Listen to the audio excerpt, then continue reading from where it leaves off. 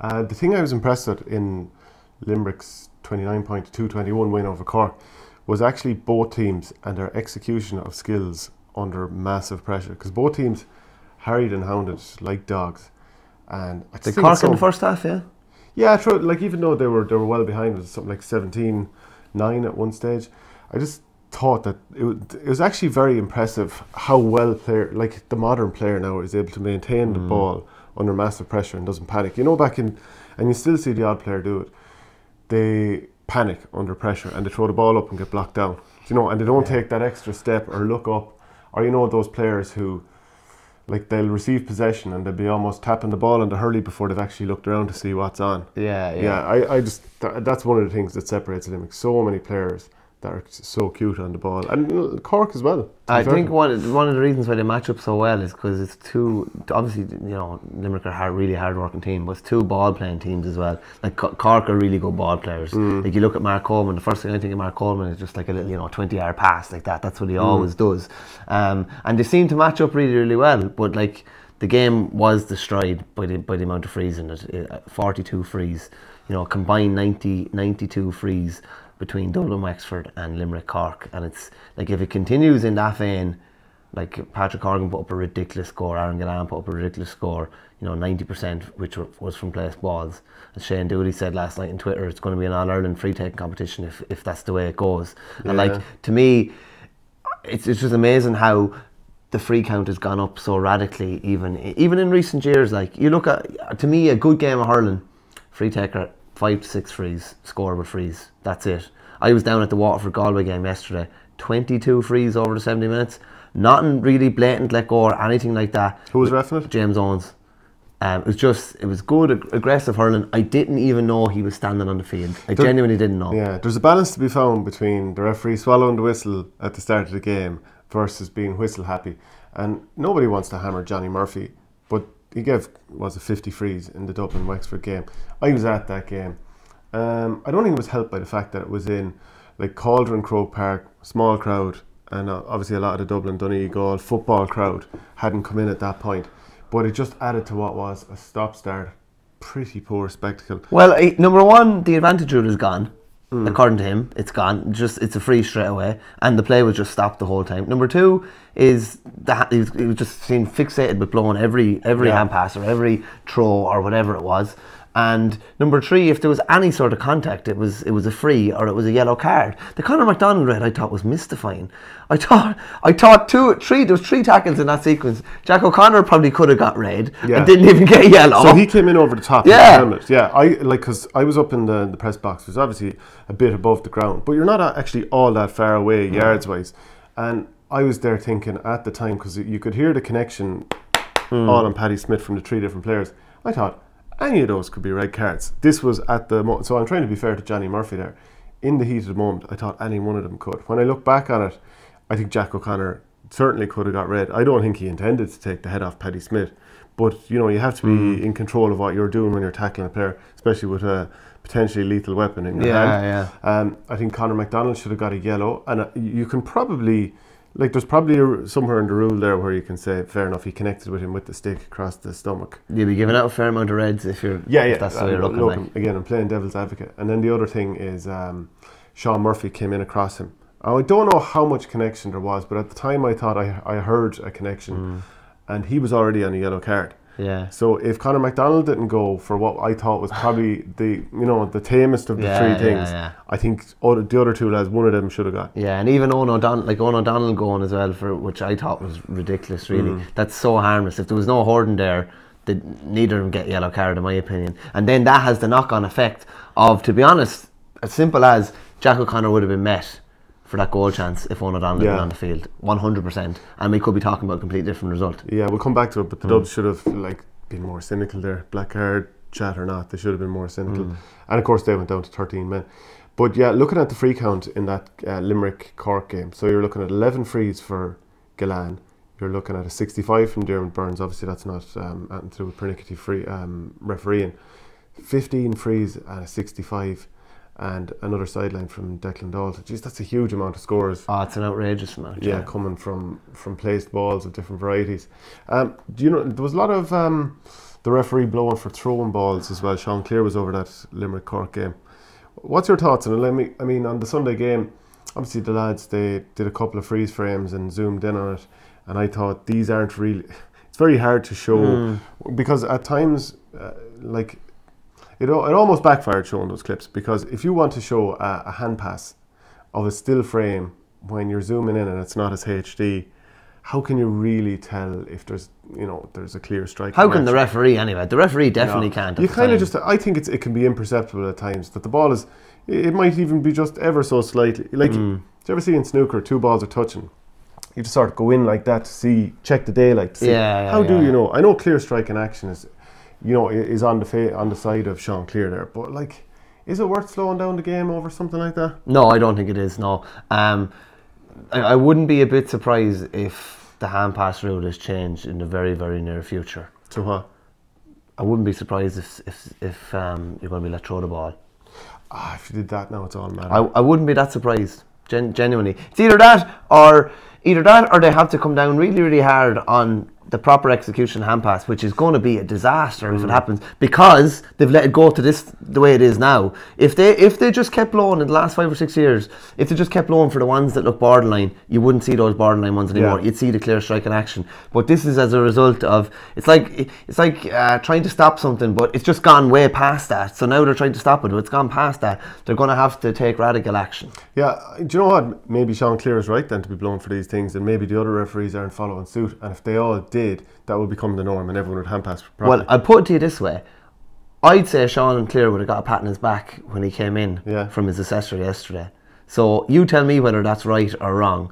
And I'd say Johnny Murphy would have as well, because I believe they're trying to have a serious crackdown on any of these head-high challenges, the hand pass, and I think they think that the advantage rule is only kind of creating some more rucks at times as well. So that's what they blew against the other night. So I think his action, like, I don't think there'll be many red marks beside his name from the assessor, but like, is it an assessor up in the stand assessing the referee, or is it what me and you are looking at, whether it's a good game or not, or whether it's stop-start or not? Yeah, I think the general fan just wants a good game and not to be thinking about the referee. I think a bigger thing is the steps, and Sean Clear, he blew up a couple of players for steps, definitely in the Cork Limerick game. One of them was Dara Fitzgibbon, who was quite annoyed, but at the time I was looking at it and I was like, he has 10 steps taken, and he's actually complaining about that. Yeah, well, Johnny Murphy pulled Damon Dillon for 4 steps the other night. Yeah, and that can be an issue too. But I think if you're a defender in particular, because it's more often than not that you're trying to hold up an attacker, and if you do your job properly, and the attacker's allowed to take 8 steps, and then that gives him time to pick out somebody coming through or take a shot or what have you.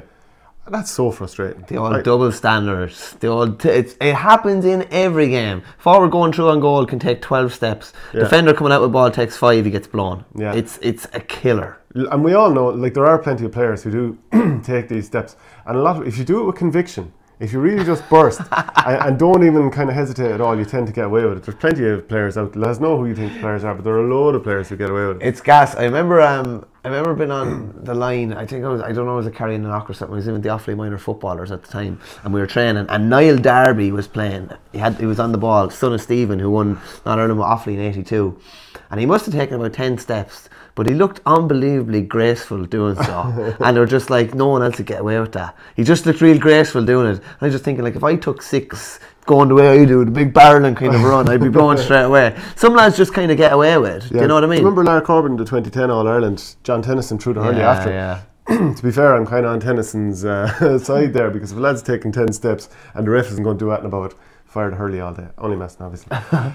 Richie English doing this crucial. It's massive news for Limerick, because he's been so good the past couple of seasons. He's that nice combination of, you wouldn't want to be stuck in a dark room with him, because he'd kill you. He's athletic, he's fast. He's played centre back for Doon, so he's very, very flexible and versatile. Aaron Costello, I thought, was really good at cornerback. So it's not like the cupboard is bare. Tom Condon has played before. I think they're probably looking more towards Aaron Costello. So Richie English is a big loss, and he starts a lot of moves. I think the best attribute he has is how unbelievably comfortable he's on the ball, and he always gives a good delivery. But this is where your squad comes in. Like Aaron Costello played against Galway. He played yesterday again. They're preparing for these eventualities. These things will happen. At least they're not like pulling someone out who hasn't played, like, and they're throwing someone in the deep end, which a lot of other teams would probably be doing. Like if Cathal Barrett was missing, if something similar happened, Tip wouldn't be throwing someone in willy-nilly, but he'd have a lot less, at least this lad has a couple of games experience that has been hanging around a bit for a while, you know. Well, they do have that depth in other positions, and like you mentioned Cathal Barrett there, if he gets injured for Tipperary, there's problems straight away. Yeah, 100%. You're either going with lads who have been tried over the years and haven't necessarily ever nailed down a spot, or do you think that they could step up to Barrett's level, or young lads who potentially could, Craig Morgan could be good in the future, but it's probably very, very early. Cian Lynch's flick, unbelievable, yeah, unbelievable. That good that I was kind of looking at it, and I was just like, I just look at it again and go in and look at it, because it's just that quick. Without being smart, it's something that you wouldn't try in the field by yourself, and he tries it in the middle of. Do you know how I love about it? And it's the same with the little flick up a couple of weeks ago. Just how natural it is. Like, a lad might do that in a match or something like that, and it's a bit deliberate. It's so natural for him to do that. It's like, I know it sounds a bit cliched, but it is like the hurl is an extension of his hand. He can just do what he wants with it. He's that used to it that he can just try these mad things in pressure environments. It's one of the best you'd see now. It's up there with anything that John Try did back in the day. For such a systematic team, it's nice that players do have the license to try stuff like that. But can you imagine trying to tell Cian Lynch you can't try stuff on the field? That'd be shooting yourself in the foot if you were John Kiley. Yeah, without doubt, yeah. Because like something comes off these things. It's not like he does it and then there's no end product. Cian Lynch is the ultimate end product player, to go with the fact that he's got so much class. And he's always trying chops, but the chop through the leg, I've never seen the legs. No. It's like watching Roger Federer try to tween. Yeah, it is actually. Yeah. The Cork half back line. I mean, Bill Cooper was wearing 6, but he was out midfield man marking Cian Lynch from what I saw. He got on a bit of ball too. Like we've waxed lyrical about him lots of times. The half back line for Cork then, it seemed to me to be Coleman, Downey, and Tim O'Mahony. Very young. I mean, Coleman's been there for 3 or 4 seasons now. Downey's been there a couple. Tim O'Mahony a couple. Very green half back line. Green enough, yeah. Robert Downey's going to be somewhere in that back line, and probably one of the central positions. They would still have him. He's definitely the long-term full-back, or he could maybe play a wing-back this year, as he played a few games there last year. He's definitely a solution to a lot of their problems. But like Tim O'Mahony's going from 6 to 5, and then he's out midfield some days. I'm just not sure. I don't know, maybe they're trying to force him to be something that he's not. Maybe I don't know. He was wing back for a bit of it, for a lot of it. I mean, it's hard to tell because they're picking up guys and they're moving in and out, and Limerick always move you around. But I definitely wouldn't be like. There's no doubt there's huge size and athleticism in Downey and O'Mahony. Wasn't convinced out of this. I mean, look at what your team is after conceding 29 points. That's not amazing. And like from the half forwards, let's see what they scored. Darragh O'Donovan scored 3. Kyle Hayes actually pretty quiet. His comeback really after his injury. I didn't think he was too bad now, to be honest. He wasn't brutal or anything like that. He was just pretty quiet, and maybe it'll take him a couple of games to get back in. I was only thinking though, even the couple of scores that he did get, he is a real kind of ace in the pack for them. If he's going well, if he's going well and Tom Morrissey's going reasonably well, it takes some amount of burden off Aaron Gillan inside.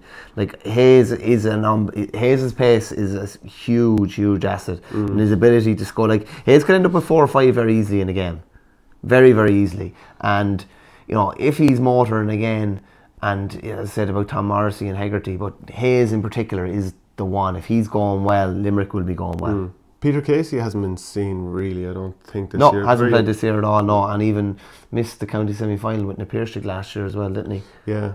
David Dempsey, probably not as much of an impact as he's had in previous days. I liked some of the matchups. You've seen Aaron Gillan being marked by Colm Spillane, and Spillane didn't do a whole pile wrong. I mean, Gillan got 2 points from play, but that's normally going to happen when you... There was one time that I noticed, one of the half-backs for Limerick, it could have been Hannon, it could have been Paddy O'Loughlin, but they didn't even look, but they knew exactly where they were hitting it. The left side of the attacking 14 for Limerick. So basically, if Gillan is standing on the square on the 6-yard box, it's just going to be outside his left, so you get a turn, knock it over the bar. Now this ball, midway through the second half, it went directly out wide, but it feeds back into some of the stuff we were talking about last year, in that you can kind of know what you're going to get from Limerick. I don't know if that necessarily means that you as the marker can, you might see someone turning to strike and you can already start running to that position, because all it takes is the defender to just wait and actually look up, and then Galan go the other way and you're done. But it was interesting to see the ball went into Galan yesterday, like we talk about, maybe the edge of the kind of the D, and he didn't have actually a space to loop around. So he looked back out off over the far side of the field, hit over to Paddy O'Loughlin, who put it over the bar. Yeah. And then it was kind of the other side. It was Cork. Horgan got a ball like right in the corner flag, and he comes out to the 14 and puts it over his shoulder over the bar. That was over ridiculous, the bar. Yeah. Ridiculous. But I think you have to do that. Use, like from Limerick's point of view, if he's going to go into the corner flag, you can't just hit stupid shots all the time. Like Horgan is an exception. Not too many lads are going to do that. That's an interesting tactic though, and it's happened a lot more in hurling. A lot of lateral play. People don't, like, if you're 40 yards out, you don't mind hitting it 30 yards across the field and even 30 yards back if your man is free and has a free shot at goal. Yeah, especially because some of the Cork lads were trying to get back. Paddy O'Loughlin held his position. I think he had someone like Seamus Flanagan free inside him if he wanted to. Right, yeah. But instead just threw it over. And I think some of the best teams are doing that. Play it into a corner, let the other team retreat, and then recycle it back out for a free shot. Well, it's not very smart. If a team is playing a sweeper, shall we say, you're taking the sweeper totally out again. Yeah. They're making sure they don't want to concede goals. The goal probably wasn't on. The goal wasn't even close to being on in the Galan instance anyway. So play it back out, recycle it, take your point, and take the sweeper out again. Declan Dalton got his start, and he got that sideline as we talked about. I think it's going to take him a few games at this level before he got another point from play before he adjusts to it, because like he's won county titles with Micheal. He got to an All-Ireland final with Father O'Neill's.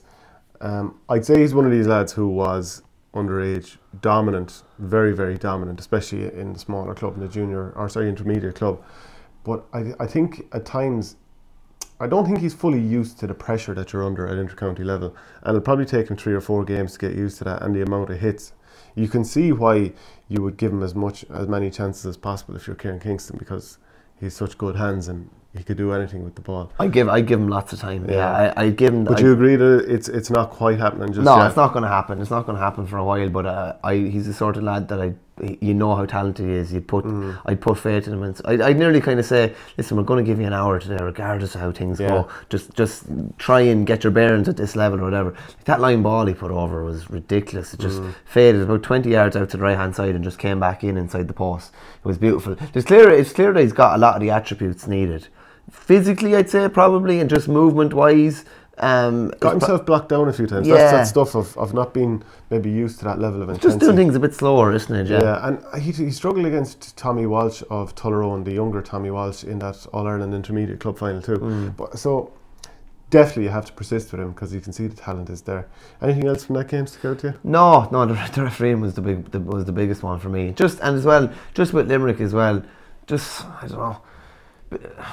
Generally finding a way in 2 games that they didn't look like they were going to win at different stages. The Tip game and the first day, and that game the other day, it looked like it was kind of going away from them, and they managed to, even with conceding the 2 goals, they still managed to pull it back, and they looked like they were tired. And even saw Declan Hannon kind of swiping at Kingston for the goal, and you're thinking, this lad's tired. And then he comes on and gets on a couple of lovely balls thereafter and gets a few moves going. I think that very few centre-backs dominated the games that I watched this weekend. I was thinking Declan Hannon, a lot of the game passed him by. He still did pretty well. Paddy Deegan for Kilkenny against Clare, very quiet, yeah. Any of that half-back line from Cork, I don't think anyone really dominated. Pat O'Connor got on a nice few balls for Clare against Kilkenny, but you definitely wouldn't say dominated either. Just because teams are setting up to avoid. It's the most difficult, one of the most difficult positions on the field to play now. Yeah, because you're caught between a rock and a hard place, whether you go or whether you sit, and the defender will always want you to sit. Speaking of rock, sent up to the stands, I think, for giving out to the ref or linesman or something. I wouldn't blame him. It'd be hard enough to keep your cool now in some of those instances, So Limerick are top of Group A. Waterford are second after beating Galway, and the scoreline there was, very low scoring, 17-16. You were at that game. Yeah, good few. Galway had a good few missed chances. Waterford were economical enough. Had maybe 2 good goal chances, 2 kind of half chances. It was very, very tight in the first half. Galway actually did very, very well, especially like minus Joe Canning, who didn't travel with them. He was named, wasn't he? He had a tight calf. Yeah, he was named. Yeah, Pádraig Mannion went off after about 18 minutes as well, with what looked like a hip injury, I think. That's arguably Galway's 2 best players. Yeah, so you're thinking kind of maybe Waterford should have been winning by more, but it was 8-8 after half an hour. Galway, after doing really well against the Breeze, their positions were unbelievably flexible. Yeah, it was unusual. Adrian Toohey was midfield 1 minute. He was actually a marking corner back the next minute. Ty Hearn and Brian Kincannon, were 2 half forwards, were seen in their full back line at least twice picking up ball. Yeah. A forward at club level, I know. He was all the way back in the full back line, even trying to pick up ball. So the positions were very flexible. Fintan Burke, wing back, good debut, got forward a good bit. Players seem to have the licence to go forward, but the forwards also had the licence to go back and flood that area where they could. Waterford had a little salvo just before the break, hit 3 good points, and Galway got the next 2 after half time. Was 11-10. Then Waterford pulled away, had 4 or 5, and then it was Conor Whelan and Cathal Mannion really that pulled Galway back into it. Whelan was very good again. Caused Conor Prunty some trouble. Prunty, there wasn't much he could do with him. He looks a good player, Prunty. He is a good player, yeah. But there was a ball sent into Whelan at one stage, and it looked like it was going to go 30 yards over his head and just drop into the goalie. And he somehow just got his hurl up, blocked it down, and won a free or something like that. Him and Cathal Mannion kind of brought them into it. Kincannon was very good in the first half as well. Darren Morrissey was good cornerback too. He was the minor captain a few years ago. Yeah. It's interesting. Galway are an interesting one. I would have been very down on them after the Limerick game. I thought they were very disappointed in the Limerick game. They've used 30 players so far in the league. Galway? 30 players in 3 games, which is mad in itself. And we kind of talked about it last Thursday when we chatted. And he said it, he referenced it yesterday at least 3 times. The championship is the only thing on Shane O'Neill's mind. He'd love to get into a league quarter final or make the knockout stages. If he doesn't, he doesn't. He wants to strengthen his panel, unearth a few new players, and have his best 15 ready for the championship. There's probably a case to be made that he'd rather have a couple more weeks training with his team, getting the panel together fully, especially, get Davy Burke back, get everyone together, rather than having to play a couple of more league matches that ultimately might end up putting more stress on your panel, might end up getting a few more injuries, because I think the stats are out there. You're 16 times more likely to get an injury in a match rather than training. Yeah. So from his point of view, having everyone together and building up even a block of fitness training, whatever it is he might need. And they're going to be caught with club as well. So I think he'll in April in particular. They're going to have 2 rounds definitely, whereas maybe some other counties won't. I think that would be an ideal scenario for him. He's going to learn an awful lot from the league. What did you see from Fintan Burke? You gave him a 7 out of 10 in the end, though. Yeah, he was very solid under the high ball in particular. Drove forward a couple of times. Probably gassed out, and even Shane O'Neill said that he was just wrecked after about 65 minutes. Yeah. That's the first time he's played anything like that intensity. And he was playing in the forwards for Thomas's when he came back. Exactly. Yeah. No, I haven't hit it before. I think he's a very good prospect, I have to say. There was some interesting positional kind of changes on the Waterford team as well. Austin Gleeson he was named to start centre back. Conor Gleeson actually slipped in from midfield and centre back, but then they switched after about 10 minutes, and Gleeson was just. So Gleeson started midfield and moved back. Yeah. No, he moved back centre back. Oh, centre back. And did some really good things. Did some not so good things as well. Like he's a funny one. He gets the ball and he's firing into a teammate 20 yards away, and sometimes I think he's hitting it to him like he's taking a shot on goal. And a couple of them went astray. Liam Cahill kind of mentioned that a lot of the ball was going to ground, which it was. They're not pinging to hand like Limerick are. A lot of the time it's down here, which is probably something they could change. That's a big thing. Like you're putting your man under pressure. It's an extra second to get the ball in your hand then, because you have to do a touch. It's much like if you're a defending team scrambling back, and rather than letting the lad in for a shot, you force him to do 1 extra hand pass. Every extra action 100%. Increases the likelihood. I always say to the younger players, just like make him make the decision, make him have the possibility of making a mistake, rather than letting him come through. How did Kevin Moran play?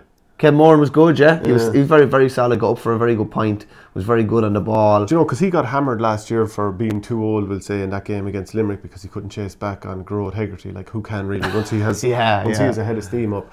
I still think he has a lot to offer. Oh, I think he has a lot to offer. I'll just check his age. Impressed with Caleb Lyons on the other side as well. He's brilliant. He's been very solid throughout. Shane McNulty was good cornerback too. Jamie Barron played his first game of the year. Played a lot around centre forward and moved out around the middle. Really, very good on the ball as well. He had a kind of a knee, kind of a brace, kind of bandage thing on, but he looked to be moving pretty well. In fairness, Jack Fagan got 2 good scores in the first half. It was probably quiet-ish after that. Patrick Curran got an early score. It was quiet. There was a really good battle between. It was like 2 bulls against each other, Stephen Bennett and Gerard McInerney, and it was just a really good battle. And I'd say the book, like Bennett came off about 3 or 4 minutes to go. And I'd say McInerney was fairly sore this morning too. They just, neither of them would, they both got 7s. They just killed each other. Like, you know what I mean? Do you know one of those great battles? A proper battle where a ball comes in and you really don't know who's going to win it. McInerney has it, then it's flicked away. And Bennett has it, and the other lad flicks it away. It was a really good battle as well. Yeah, Kevin Moran is turning 33 at the start of March. You give Conor Cooney and Niall Burke 5s. Now, both of those lads have been around for, it's almost the guts of a decade at this stage.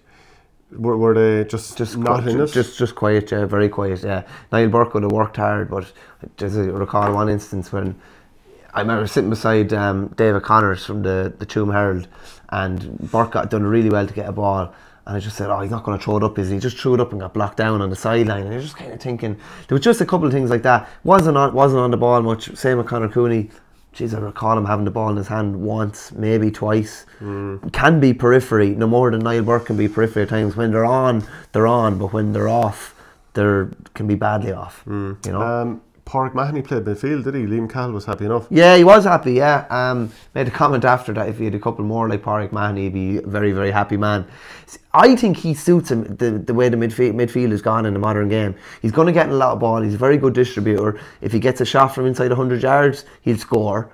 He'll get as much ball there, he'll get as much ball there as he will in the half-forward line. And he'll be coming forward on the ball as well. I think that could work. I wondered how was his year going to go after how it went for Ballygunner against Burrislee. The fact that Brendan Maher man-marked him and was able to do damage for Burris going the other way. I actually wondered, geez, he's been named captain now. There's pressure in being named captain, going into a new setup with Waterford, and the club season having ended like that.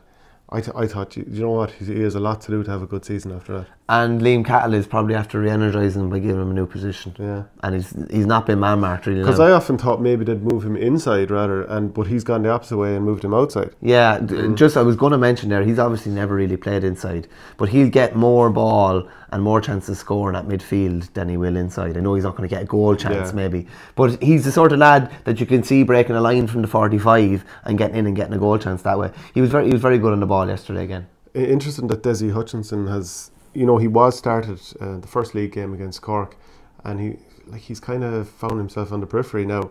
Came on for like a minute or two at the end. Yeah, I thought he'd hit the ground running. Yeah, his first couple of games didn't really go for him. He was taken off against Cork. I can't remember if he played against Westmeath, to be honest with you. But it's going to take a bit of time, to be honest. It's going to take a bit of time for him to settle in there. I'm sure there's conversations going on behind closed doors. It's not just, it's not the case of you started this day and you're down the pecking order now. I'm sure they're saying you're just going to need to sharpen up. It'll come in time. I'm sure it's been dealt with positively like that. And if it is, I'm sure he'd take it positively. I still think he's going to make an impact come summertime. Yeah. Tipperary beat Westmeath. I don't think anyone's surprised with that. 327 to 16 points. Jason Ford scored 14 points. I was a happy man. I had him in my fantasy team. Happy man, yeah. Just I made hay this week now with Ferris. Yeah? Yeah, man. I brought Fanning into the goals and he got a penalty the other night. Paddy Foley as a back, Chris Crummy as a back, Sean Moran as a back. Took out Cian Lynch actually and put in Paddy Purcell.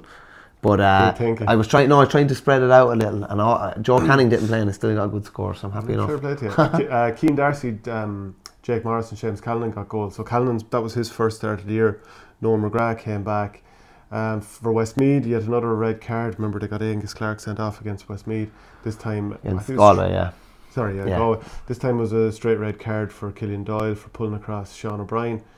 4 points from playing the whole game for Westmeath. It's not good, and they're going to end up in a relegation playoff. What stage did Killian Doyle get sent off? That was early in the second half. Yeah, that's a killer for them. They were already 14 to 7 behind at half time. It was always going to be game over. I thought it was interesting to look at the bench that Sheedy had. Sorry, who he brought on more so. So Craig Morgan came on, Noel McGrath came on, Dylan Quirk, Paul Flynn and Paddy Cadell.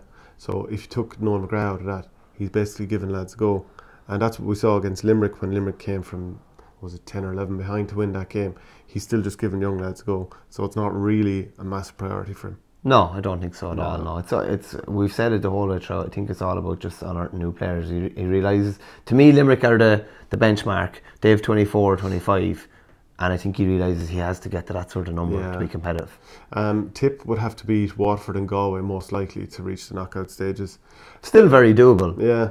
You know, the interesting game this weekend, of course. Tip and Waterford and Liam Cahill go back to Tip. Yeah, it'll be interesting. That'll be the first time that Cahill had to do it, and he'll have to think of it as, this is him testing himself. He has to remove the idea and love of Tipperary from what he's doing. So Westmeath, they've Limerick coming. Let's call a spade a spade. That's going to be probably a double-digit defeat, and then they'll more than likely be playing Carlow then. They'll be playing Carlow, yeah. Carlow, of course. Carlow went down by a point to Laois the other night. 15-14. In a game that probably shouldn't have went ahead, realistically. Yeah, Eddie Brennan wasn't happy at all. It looked awful. It looked like that. I was in O'Moore Park last Sunday, 8 days ago, and it was in okay order. Then there was an under-20 game played the night after. Then there was rain basically for 3 or 4 days. Like, there was surface water on the pitch at 2 o'clock, and the game goes ahead then that evening. I don't know. It's just like if someone gets a broken ankle or something like that because of the pitch, yeah, it's just not good enough. Ross King scored 12 points and a few other lads got a point each. On the other side of things, Martin Kavanagh got 11. Yeah, it was a shootout between King and Kavanagh. And Ross King, who like ironically, as they said last night, wasn't on the Laois panel this time last year, and has basically assured their place in Division 1 for next year, which is hugely important because they're obviously the most likely candidates to go down from the Leinster Championship. At least they definitely have Division 1 hurling to look forward to next year. Whereas Carlow now find themselves in a very ropey position. They could get relegated from Division 1. I don't think they will. I think they'll beat Westmeath, but they could get relegated. And then they're in Joe McDonagh. If they don't win Joe McDonagh, then they're in Tier 2 for all competitions next year. Yeah. Do you know? Do you know what? I think it's fair enough at this point. Whichever team gets relegated, they've had a good few chances. Yeah. You've had 5 games against good quality opposition, or in some cases, we've seen that you're not quite at this level, and if you can't beat a Laois, Carlow or whoever to stay up. You have no argument really. You had every chance. You've 6 games under your belt by the time the relegation match is over. I don't think there's any excuses. They did look like Carlow looked like they were getting better. Obviously they've gotten better, and that was the closest game so far, probably because of the nature of who they were playing. Westmeath had probably improved to a point, and then they were kind of blown out of the water by all accounts against Tipperary. Wexford Dublin 214 to 18 points, and all the headlines were about Wexford finishing the game with 13 men after getting Conor MacDonald, and then who got the second red card? Sean Murphy sent off for a second yellow. But of course Dublin also finished with 13 men because Owen O'Donnell got his second yellow card, and then at the very end Chris Crummy, who'd taken a dunt earlier and I think wanted to come off, he then had to go off with what looked like a shoulder injury. He was definitely favouring his side, and John Heatherton was warming up to come on, but Dublin had used all their subs, so they finished with 13. Yeah. So it was kind of like just chaos at the end, and Jack O'Connor, very, very nice finish, ran at his man, committed him. The defender, I think, was just backpedaling, and it's very hard, it's very easy to get done in that scenario when you're already backpedaling. What you said earlier on, I think if you go to him, either abruptly stop him, or possibly he charges on you, or at least you maybe interrupt it and hold it up for a second and make a pass or something like that. There was kind of nothing, and he just went through, and it was a very good finish in fairness. But again, and I didn't mean to harp on about it there last Thursday when we chatted as well, but how many games have Dublin been involved in the last 2 to 3 years that they've been in a winning position and have lost a game? So many. You're getting 7 or 8 games now at this stage where they're in the position. It was the whole Leinster campaign in 18 anyway. That's just off the top of my head, and obviously the game the other weekend. They're in positions to win games, but they just don't seem to be able to see it out. Like the thing in 18 we were saying is they were winning going into injury time in all their Leinster Championship games and still didn't get across the line in any of them. Do you know what I mean? Apart from the Offaly game, which they won well. Do you know? I think it says it all for Matty and what he's working with, that he's had to convert Chris Crummy to a centre forward, and let's hope the injury isn't too bad. Sean Moran, you could have said he was playing midfield, but then again, I think he might have been more the half-back that was following his man out the field. So, you know, it's fairly fluid. But you would love those two and maybe Shane Barrett or somebody else as your three-man half-back line. So the best part of that team, probably, arguably the best half-back line in the country, he's had to rip it up. Yeah, that can often happen. That can often happen. Look, like, you'd probably do the same yourself if you were the manager. You'd probably try that because he's given other lads a chance in the forward line last year and this year and they haven't really taken it. Yeah, and you're kind of trying to think then, you're saying, he wouldn't say this, but you're thinking, I wonder would I get away with this lad wing back and be able to put Crummy up there. Do you know what I mean? And Crummy was quite effective as a forward. Yeah. You know, in fairness. But just looking at your report here as well, classic journalist mistake, putting Dublin as the first name team when they lost the match. You know, who cares? Definitely. Pedantic people like me definitely do anyway. Yeah, like Davy Keogh started corner forward, didn't really get in the game. Now he was very good against Carlow when he came on. Ronan Hayes got 2 points, one from a free. I do like him as a player. I think he's a good hand on him. Big ball winner, Yeah. And he's still very young. Oisin O'Rourke, he got clattered from behind by Liam Ryan early in the game. High ball, got caught underneath and ploughed by a man. Liam Ryan takes no prisoners at all. Sutcliffe didn't score from play, won a few puck outs. You know, himself and Sean Murphy were getting fairly stuck into each other. Ryan McBride, he was kind of out in midfield at times, in a bit further forward. Again, those positions are so fluid; it was hard to tell. Donald Burke, he played inside an awful lot. Not bad, but again, he's very young. It might take another season or two. He was away in America last summer, so he obviously missed out on that year of development, or maybe half a season of development. Darren Gray did well to shut down Lee Chin. Yeah, he was good, Yeah, and like Chin will always win a few balls, which he did, but he was quite good. I thought Dublin actually got their tactics fairly spot on. Yeah, I thought they had Wexford fairly well sussed out. Fair enough now, there was borderline like cynicism or cynical play going on. They were basically body checking every time Wexford were going for a puck out. Sean Murphy was that's why Sean Murphy got the second yellow. Basically, he was body checked and kind of ran back into his man and got a second yellow. These teams don't like each other, do they? Not really, no. And this adds into it as well. It just makes the Leinster match even more interesting. There's been very little between them the last couple of years as well. Nothing. That's why it's disappointing from Dublin's perspective that this was a very, very winnable game. Like Dublin did all the hurling basically and just didn't get the result. Davy, like, I would love to see if Wexford had been beaten, like Davy would have taken some broadside off the ref. Yeah. And because it's funny, it just changes the rules of engagement after. When you win the game, you're just not going to really give out as much. He felt probably just very relieved. Derek Kent, the Wexford chairman, was going over to him after the match, and you could see Davy was still fuming, like absolutely fuming, and you could see Derek Kent just trying to calm him down a little. By the time he got to E after, he was well calm. He was alright. He was like, I'm not really going to comment, and because he was asked, do you think that this was just Johnny Murphy's refereeing performance and just how he interprets it, or whether it's edicts coming from Croke Park? So he's, you do the accent better than anyone. He wasn't really going to comment on it. I'm trying to think, did anyone stand out massively for them?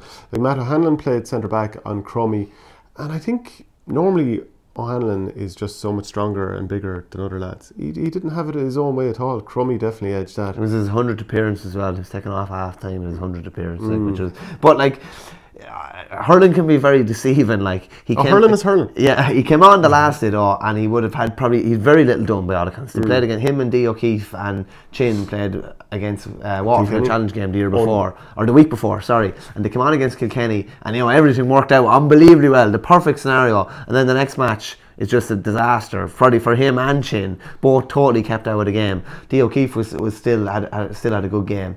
But it's funny like that. Like, you get brought back down to earth fairly quickly. I wonder, I'd say Aidan Rochford, he won the penalty. He'd probably be under pressure to keep his place when everyone's starting.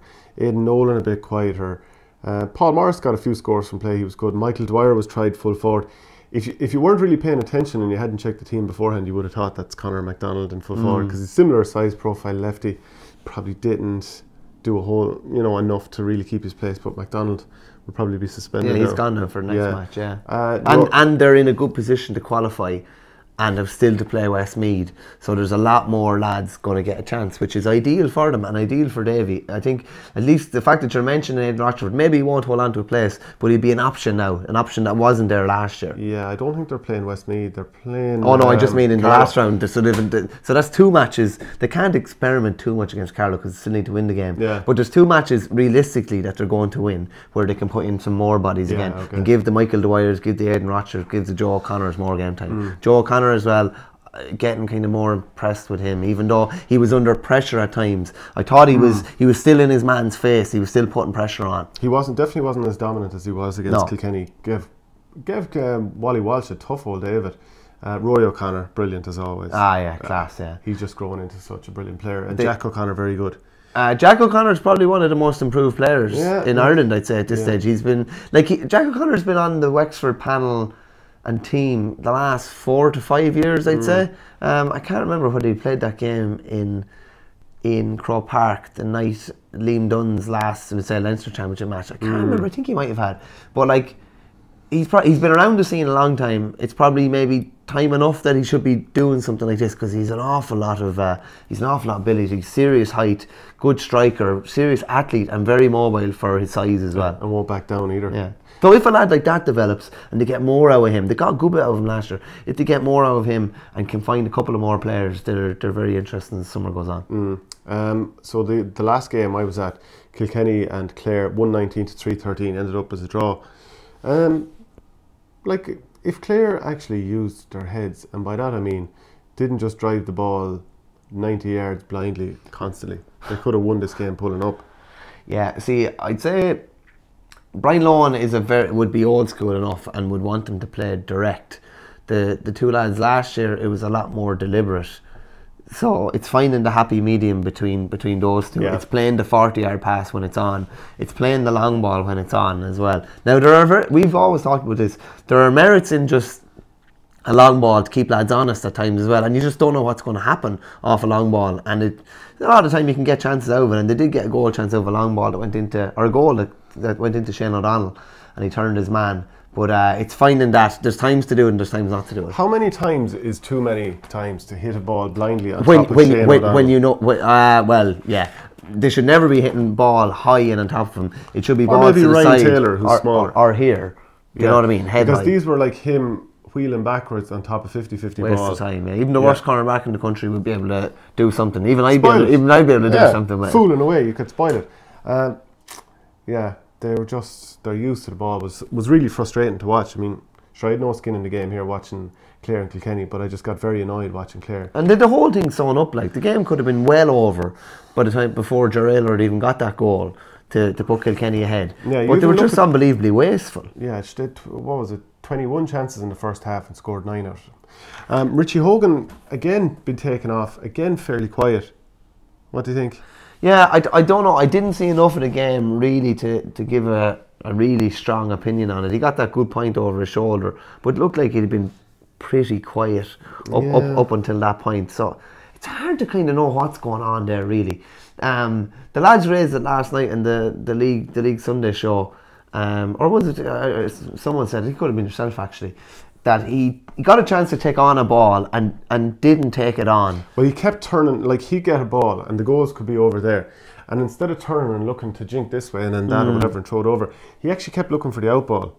That's unusual. I know we talked about the plus point of that when we were mentioning Aaron Gillan against Cork, but he was kind of hitting balls that weren't always on, and one of them was intercepted by Tony Kelly and fired over the bar from 90 metres.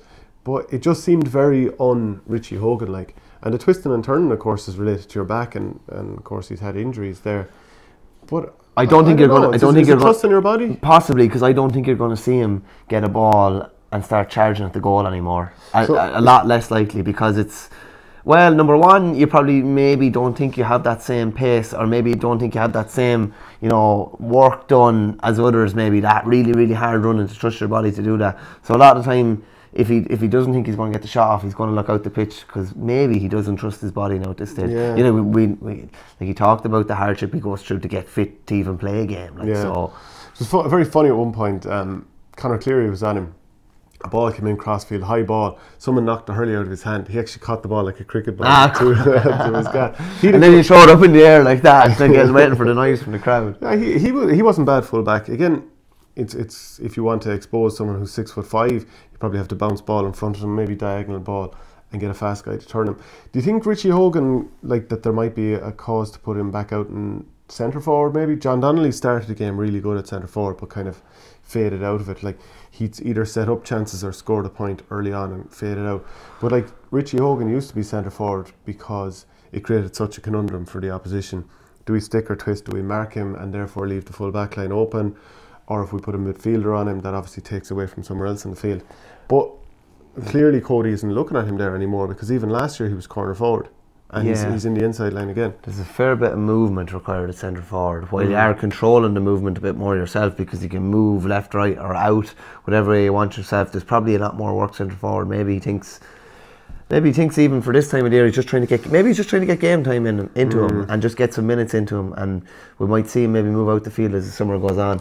If Adrian Mullen is injured, which you were probably going to mention, if he's injured, then maybe that becomes an option then out to the half line as well, because you already have Colin Fennelly inside. Yeah, because it could be a crucial for Adrian Mullen. I mean, there might be word before you watch this video of what the injury actually was. Which is I really hope, for Kilkenny's sake, obviously I hope not, for his own sake. He looked like he'd bulked up a lot even over the winter. He looked like he was ready to go. He looked, you know, the way a lad has a brilliant first season and you're thinking, what's he going to do different this year? He looked like he was physically a different beast already this year. Yeah, Darren Mullen actually made his full debut at wing back and he was quite good, got a point, snapped the puck out over Colin Guilfoyle at one point, definitely won that battle. Actually, that was a real feature of what, and it has been a feature of what Clare are trying to do, which is put more size into the team. So Donal McMahon was one wing forward, Colin Guilfoyle was the other. Both big men, 6'2", 3, 4, 5, something like that. Conor Cleary full back, David McInerney midfield. So he's trying to put ignorance all over the field. That was real John Giles. 6'2", 3, 4, 5, 25, 26, 27. Something like that. Actually, you get the gist of it. But he was putting that size in the half forward line. John Conlon then full forward, who looked a little bit rusty. Didn't really happen for him. Aaron Shanahan came in then and did untold and full forward. He's a horrible man to have coming in on you. Like if I was Clare, I'd be thinking, right, we need to starting this lad. There could be a reason that they're not. But geez, he's looking dangerous. He kind of does the same thing most of the time, doesn't he? But it's still very, very hard to stop. You know, he catches it and he usually swings to the left. Most of the time, he usually does the same thing. But he's very, very effective. Be interesting to see, like, if they can look at him from the start and look at a full forward line of, you know, Shannon or Conlon, O'Donnell. Like that's a fair threat. And then Aaron Cunningham, obviously, who's only just back in the squad, having not been involved since 2017, I think quarter final, went travelling. He's back, came on and got a point, started last against Laois, got a point as well. So there's an option maybe off the bench as well. Shanahan set up 3 scores near the end. So, I mean, that's a fair impact for a lad coming in off the bench. It's the half forward line. It's the Clare half forward line. It's without your Peter Duggan. If you're pulling Tony Kelly away from the half forward line, it's who's going to win you your ball there. Who's going to win you your ball to get the ball inside to these lads. Ed McCarthy was quite good at wing back.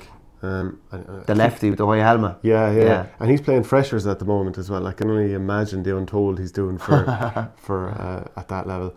Other than that, Liam Corrie did okay. Shane O'Donnell brilliant with 2-1, and didn't even use Ian Galvin. He's such a good live wire player. Be interesting to see where they use Colm Galvin.